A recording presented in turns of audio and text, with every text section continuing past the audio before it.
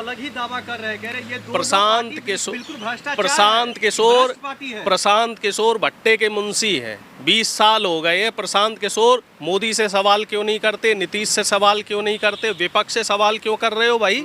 आप विपक्ष के एजेंट हैं। पीके को मैं कहना चाह रहा हूं कि ये विपक्ष के एजेंट हैं, ये एनडीए के एजेंट हैं, ये मोदी जी के एजेंट हैं और ये हमारे इंडिया गठबंधन का वोट काटना चाह रहे हैं। और सिर्फ इसी वजह से ये तेजस्वी यादव और कांग्रेस पे हमलावर है। ये कांग्रेस को तो भ्रष्ट बता रहे हैं, जबकि 20 साल से कांग्रेस सत्ता में नहीं है, आरजेडी सत्ता में नहीं है। और जो 20 साल से जो दल सत्ता में है उसके खिलाफ कुछ नहीं बोल रहे हैं। तो आप इससे अंदाज़ा लगा लो कि प्रशांत किशोर किस तरीके से इनको बीजेपी की तरफ से फंडिंग हो रही है। ये बीजेपी की बी टीम है। प्रशांत किशोर बीजेपी का ही। कौन सम्राट चौधरी? कौन जानता है सम्राट चौधरी को?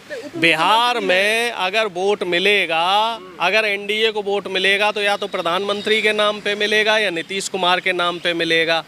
अगर प्रशांत किशोर में वाकई उनको लगता है वो जनता की आवाज़ उठाना चाह रहे हैं तो वो सीधा मोदी से सवाल करें, नीतीश कुमार से सवाल करें। ये घुमा फिरा के सवाल करना ये साफ तौर पे बता रहा है कि आप बीजेपी की बी टीम की तरह काम कर रहे हो। और बिहार जो है सामाजिक न्याय की धरती है, बिहार राजनीति की धरती है। बिहार में एक नए पार्टी को मौका देना चाहिए। बिहार में जन स्वराज पार्टी निकल करके आए ऊपर। नहीं, बिल्कुल मौका देना चाहिए। पहले ही अपने आप को साबित तो करें।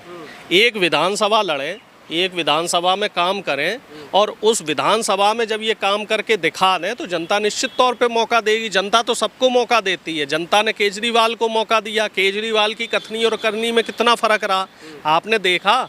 जनता ने प्रधानमंत्री को भी मौका दिया और बम्पर मौका दिया, इसीलिए इस बार उनको स्टेपनी पे लाके छोड़ दिया। तो देश की जो जनता है बड़ी समझदार है, मौका वो सबको देती है, लेकिन देश की जनता किसी ऐसे झूठे और फरेबी को मौका नहीं देगी जो देश की जनता के साथ धोखा करे। जेडीयू के एमएलसी है, वो कह रहे हैं जो बिहार में लालू यादव जी पार्टी नहीं गैंग चलाते हैं। देखिए ये वही कहावत हो गई साहब, 900 चूहे खा के बिल्ली हज को चली। बिल्कुल 900 चूहे खा के बिल्ली हज को चली।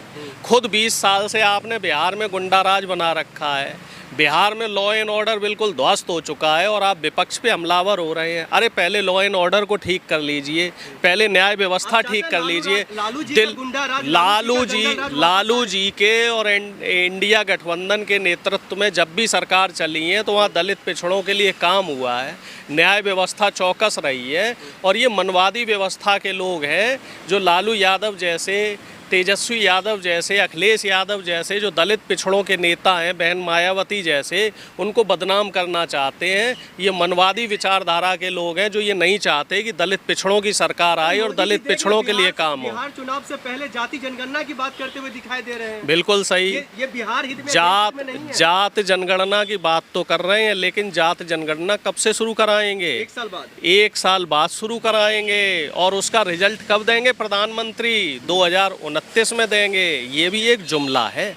जिस तरीके से महिला आरक्षण बिल इनका जुमला था, अब उसे 2029 में लाएंगे महिला आरक्षण बिल को। इसी तरीके से जो जाति जनगणना है उसके आंकड़े तो ये अभी 1 साल बाद से लेना शुरू करेंगे, लेकिन रिजल्ट कंपाइल करते करते उसको 2029 में फाइनलाइज करें। यानी कि 4 साल क्यों लगा रहे हैं?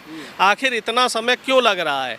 नोटबंदी तो आपने 1 दिन में कर दी, जीएसटी आपने 1 दिन में लगा दिया। आपको कोई योजना, अपने फ़ायदे की योजना लगानी होती तो वो 1 दिन में लग जाती है। और जहाँ जनता का फ़ायदा होना होता है वहाँ 4 साल 5 साल क्यों लगाते हैं प्रधानमंत्री?